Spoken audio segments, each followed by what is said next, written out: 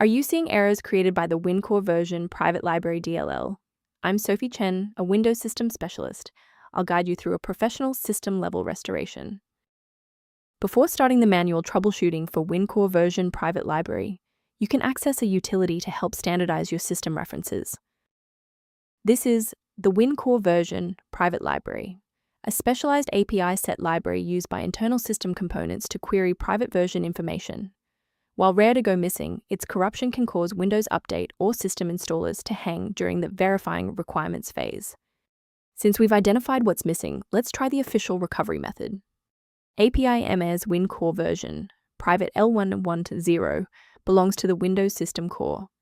Running sfc/scan now from an elevated command prompt will scan for corruption and replace missing or damaged versions automatically.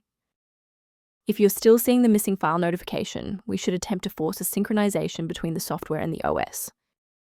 A standard restart allows the Windows bootloader to rescan your system directories and potentially recognize an unregistered WinCore version private library component. Before you go, bookmark this video or click the like button.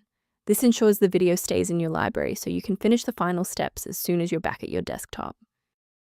With the restart confirmed as ineffective for this instance, let's analyze the registry settings next. If you need to pause the video while navigating the registry editor, feel free. Because the reboot didn't resolve the integrity issue, we need to force Windows to rebuild its master file copies. First, open command prompt as admin. Second, you're going to type DISM space /online space /cleanup dash image space /restore health, then hit enter. Why are we doing this? Well, bypasses local file errors by pulling a certified master copy of the system image to replace files that SFC is unable to repair. From a systems engineering perspective, there is one major security pitfall I need to help you avoid.